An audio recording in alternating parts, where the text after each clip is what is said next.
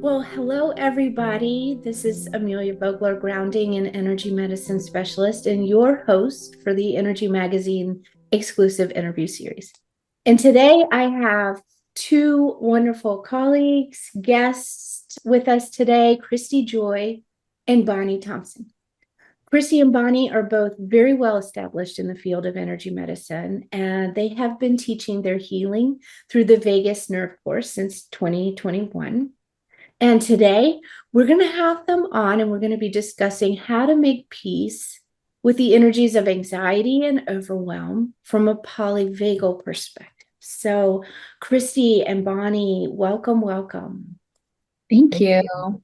Yeah, it's just awesome to have you both with us. And for you watching, Kristi and Bonnie and I had a little chat before that, we might do a little bit of handoff, they have been teaching together for a long time. So, we get to hear from both of them throughout the conversation.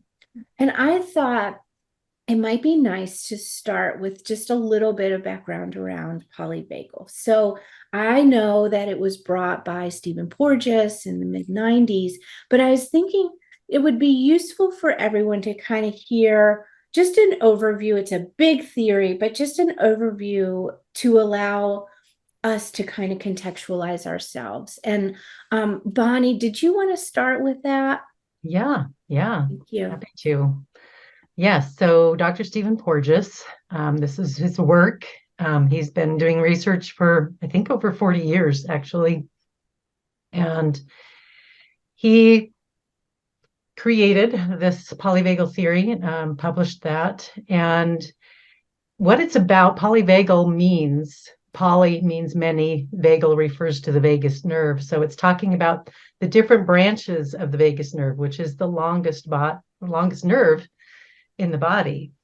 And so different branches have different functions. And what he has laid out for us is that there are, instead of just fight, flight, and versus being calm, so sympathetic versus parasympathetic, there's three primary nervous system states that we use to manage our everyday function, but also that help us manage our safety and manage our survival and situations that may be dangerous or life-threatening. And so that's kind of the purpose of those different states. And he especially defined the social engagement system. So part of the vagus, a part of the vagus functions with a large part of the social engagement system, which is how we engage with other people. And it's also how we figure out who is safe and who is not. And that's the primary purpose of it. But part of it too is finding other humans that we can congregate together with in order to survive. Because as humans, we are, I was going to say herd animals, but that's not quite right. But Basically. we function in groups. That's how we survive. And alone, we don't survive. So we evolved to use social engagement in order to connect with other people and find those that we feel safe with and can be with. Yeah, And cool. survive with. So that's kind of the basic idea behind that. It's really hard to do this in a nutshell.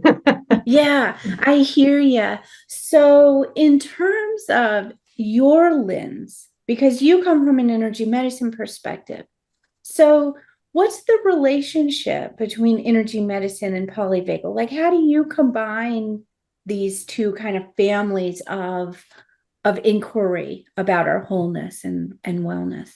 Yeah. Yeah, I can speak to that if that sounds good. So, Bonnie and I have been friends and colleagues for many, many years. And probably I guess it must have been 2018, 2019. I was doing an energetic self-care class that I had created, helping people with energetic boundaries and, just practices to help keep their energy system healthy and strong. And Bonnie was studying polyvagal theory, and we kind of started meeting together weekly to just support each other in our practices and our goals and things like that. And we started talking about doing a kids class because we had a lot of clients with children and my own child kind of having sensitivity, stress, anxiety kinds of issues. And as we started talking, we saw how they fit together and how a lot of the language is it's just different words for the same things. So, for example, in polyvagal theory, we talk about co-regulation, and that's very similar to what we talk about in healing touch as attunement.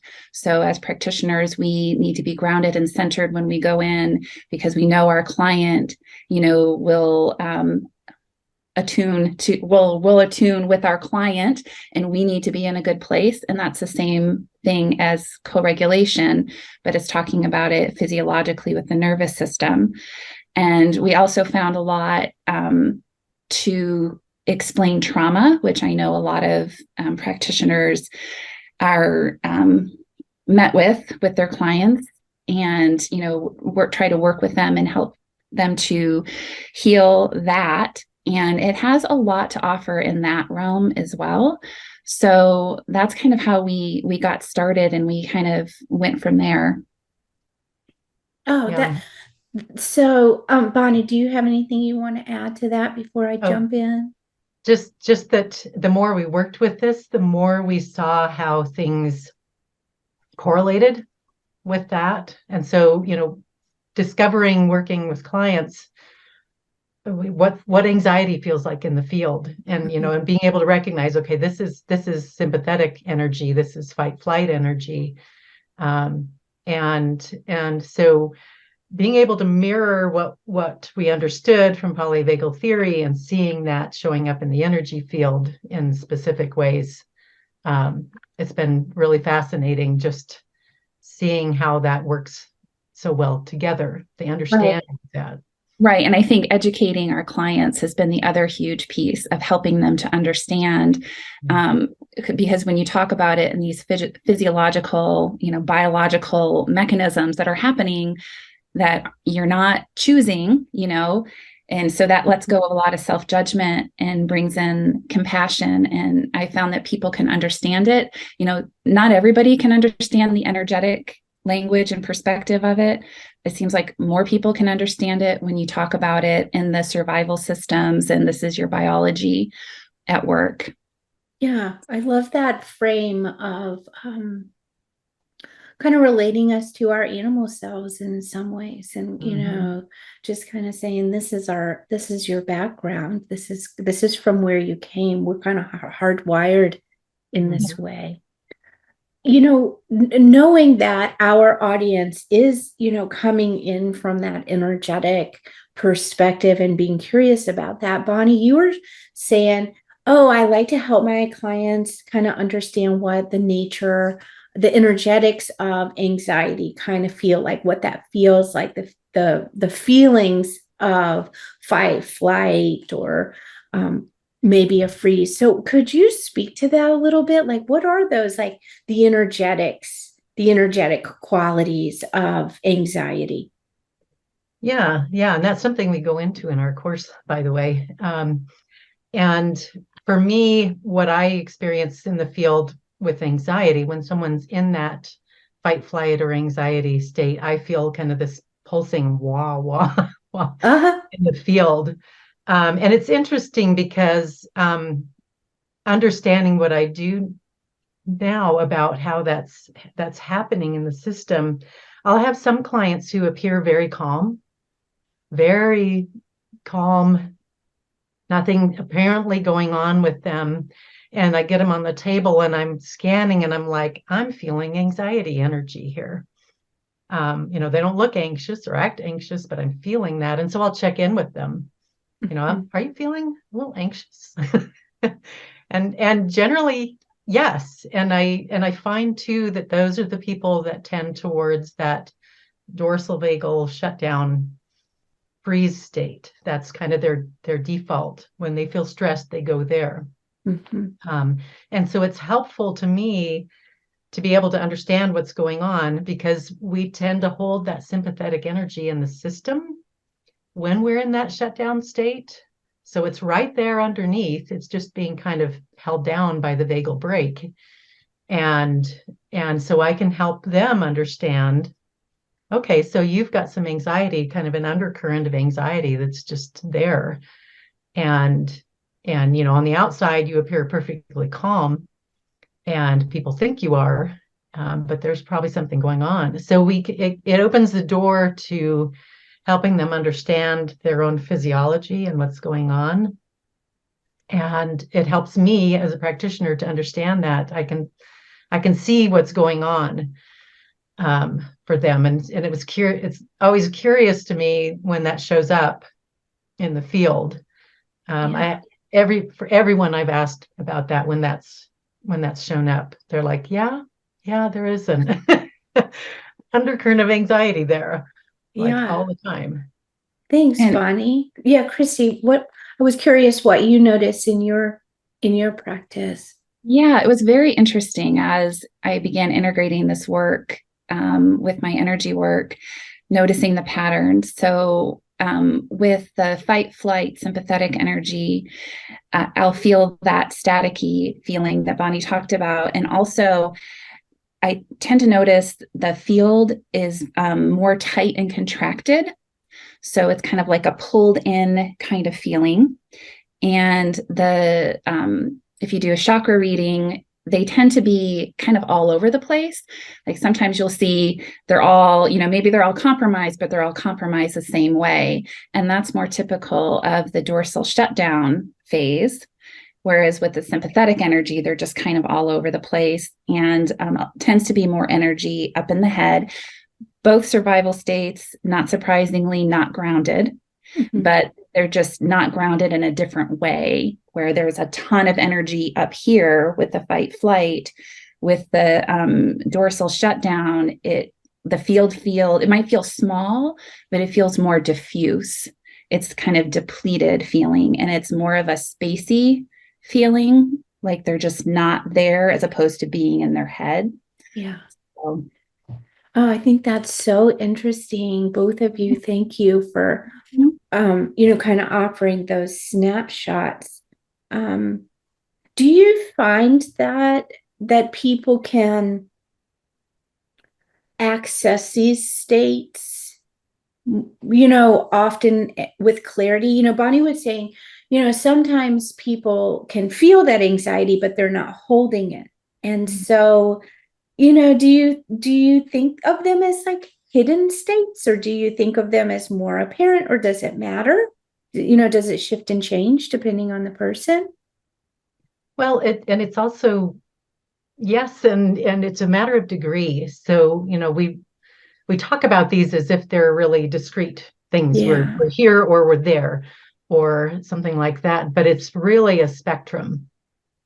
And so it can be very mild, like Kristi and I both are, and Amelia too, probably are all a little bit in sympathetic, because we're, it's the pressure about doing this interview and talking. And that's a good thing. That energy is good, because it helps us to be focused. It helps us to, to be on and be prepared. And that's kind of the plus side of that anxiety energy of fight flight, is it's really helpful. We need it. It's important, not just for survival. We access it and use it in our everyday life. Anytime we get up and start moving around, we're accessing some of that sympathetic energy. What an important designation, because we hear sympathetic and we think, or anxiety, we think of that as negative. But when you, it sounds like when you become a little bit more of a scientist with it, these are just, they're just states, and there's no real judgment attached to those. Right. And that's one of the things that is so important to me about this, is the self-compassion that can come in, and reducing that self-judgment around how we respond to things, because we have no control over how our nervous system decides to respond in a situation. In a danger situation, some people go into fight, some people flee. Literally, they will run away. And it's not a choice. There's in difficult situations, people get a lot of blame for how they responded to things. And a lot of the time, most of the time, I would say they really didn't have control over how they responded to that situation. And bringing that back to trauma will often play a role in how we respond to things. So our past experience to something that feels similar to this, we'll probably respond based on that past experience as opposed to what's in front of us, because our body's just kind of stuck in that trauma response. So it's complicated. My daughter had a great example of that involuntary response. She was kind of feeling threatened by a neighbor's dog that was growling and, trying to snap at her. And she said she just started running, and she was thinking, this is probably not a good idea because the dog's probably chasing me, but she couldn't stop it. She couldn't not run. So it was this totally involuntary response. I was like, hey, that's the fight flight response. Yeah. It's trying to keep you safe. Yeah. Thank you. I love that example.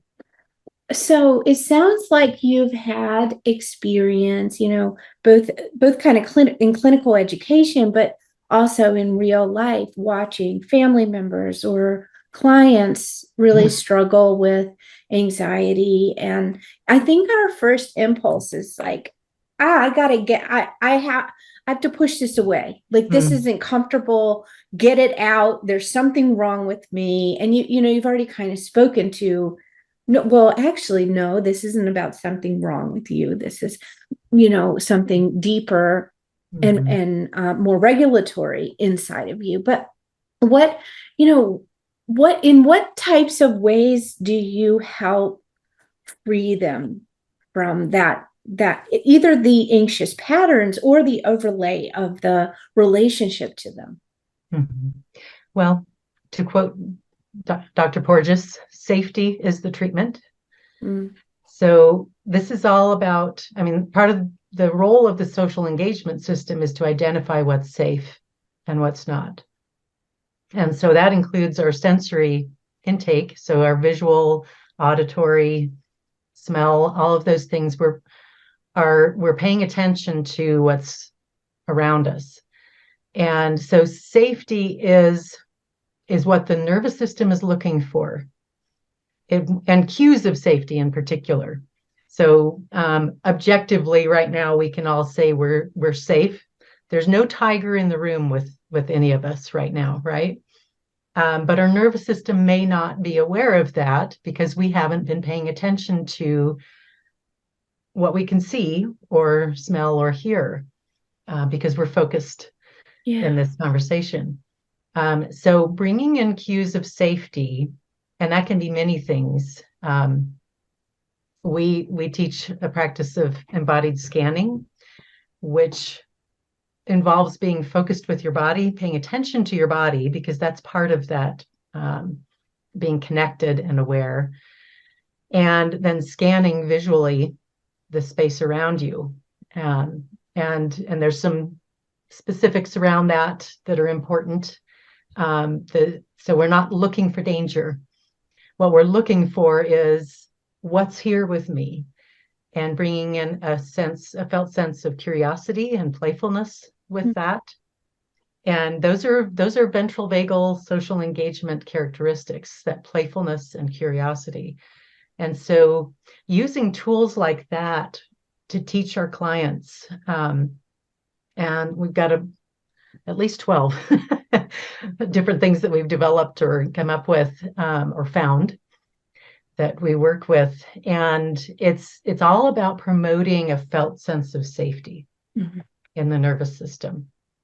And our voice as practitioners, our voice can be a really powerful piece of that, because the nervous system likes to hear a nice prosodic voice that goes up and down.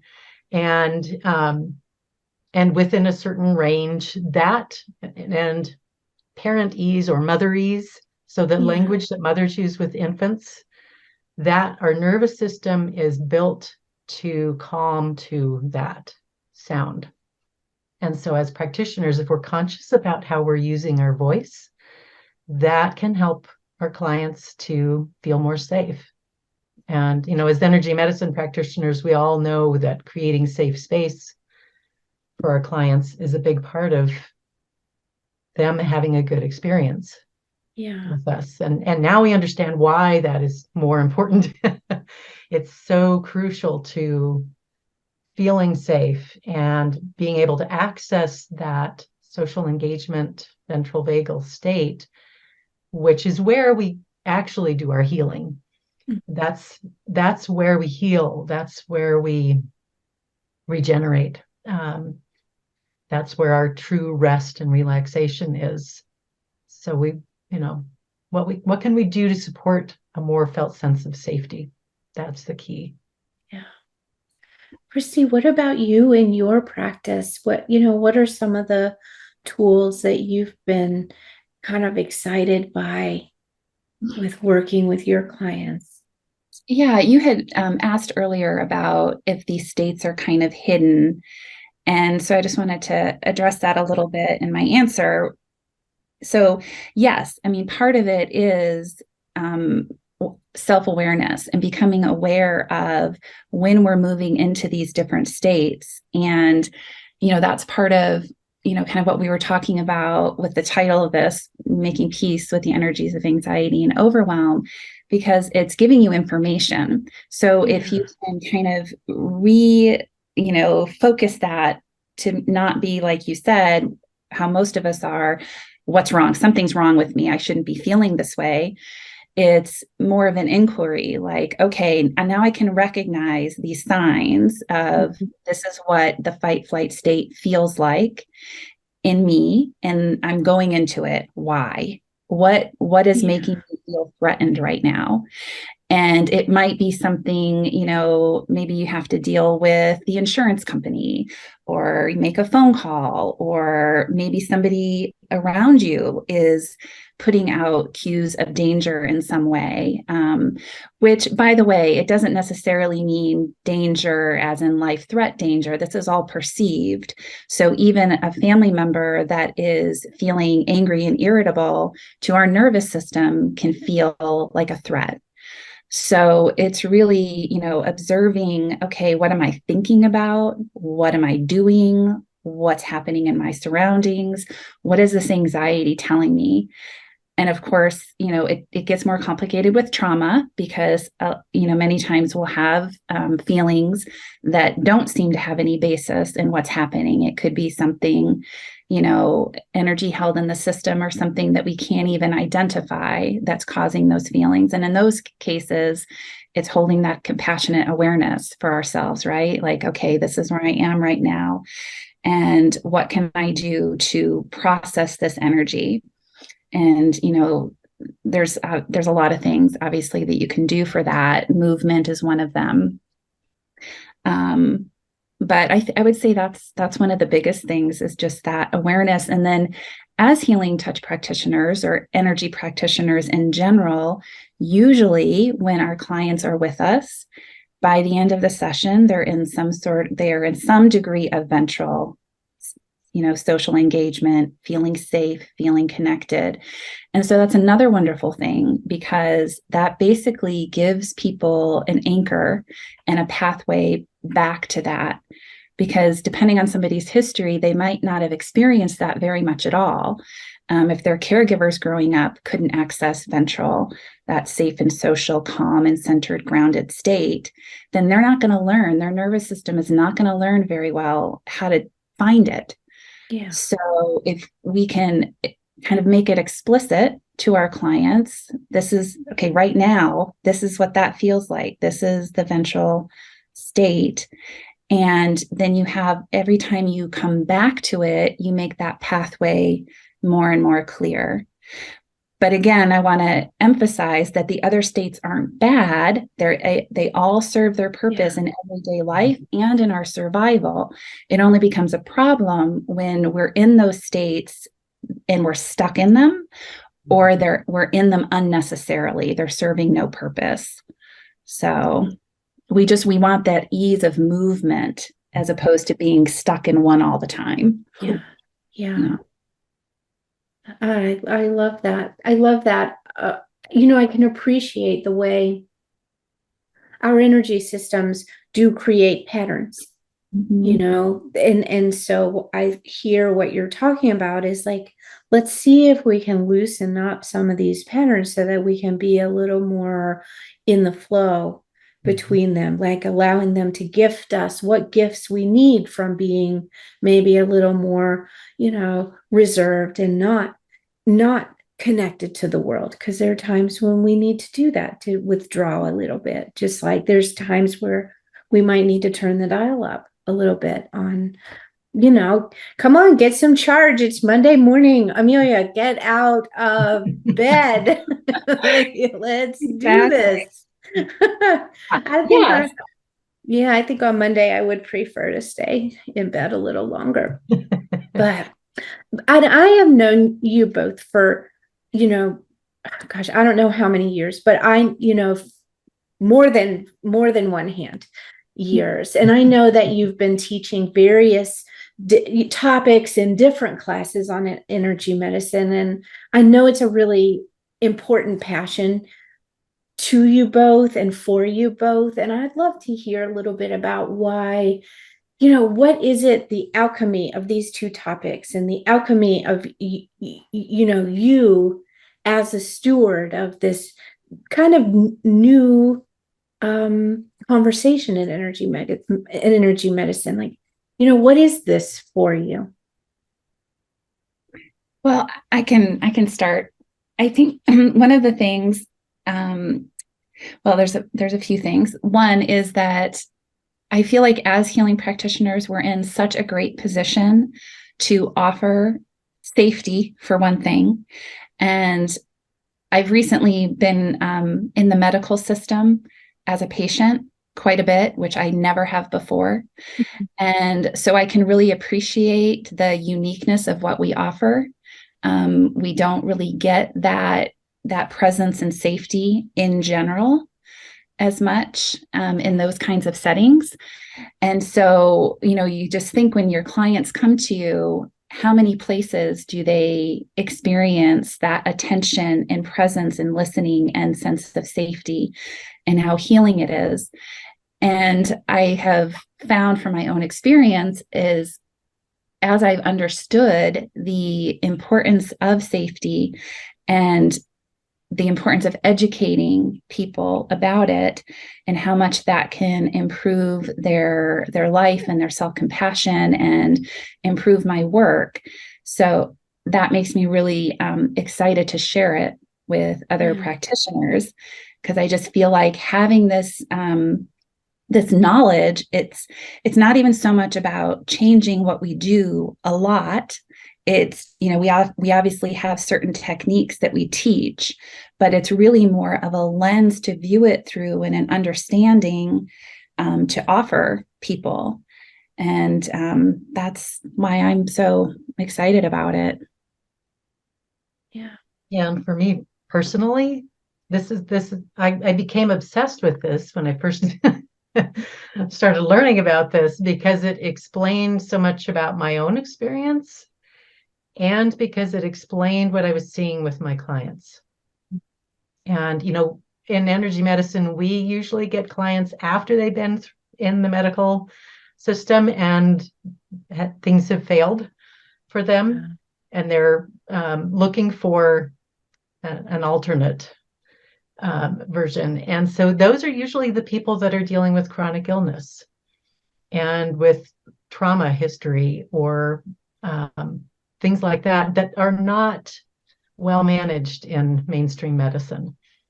And so I feel like this understanding of what's going on for people is so crucial to the clients that we tend to see, because they're the ones who aren't being helped by the more mainstream things. And so when knowing that that's our crowd, these are our people, Yeah. understanding them better, I think is just so important and so helpful to them, for them to understand what's going on for them. And it sounded like, just to sweep us back or circle us back to the beginning of our conversation, you started sharing with us a little bit about co-regulation and about how, as practitioners, it's pretty important for us to understand kind of where we are as we come to our clients as well. So I'm hearing these whispers about a class, which I'm going to ask you about in a minute, and thinking, not just for my clients, but also just as that practitioner that wants to kind of show up in the best way possible, and kind of be able to self-assess before I walk through the door. What am I needing? Do I need to turn my dial up a little? Did I not wake up quite? Is it a Monday morning on a Tuesday afternoon? Do I need to, turn the dial a little? So I'm hearing, alignments on both sides of the table. And I'm so excited by this material that you have brought forth for us. And I'd love to hear a little bit more about your upcoming course and where to find more information and how to register for it. I think it's just a very timely offering. So I'd love for you to share a little more about that. Yeah, well, I'll jump in there. So yes, we have a course for practitioners. It's a 5-week online course. And we do, there's pre-recorded material. There's also live Q&As every week, and some practice sessions together during that time. And we're able to offer a little over 21 hours of continuing contact hours for nurses. So if there are people that can use that is available in the course. And we go pretty in depth into polyvagal theory and the physiology, and then into the energetics of that.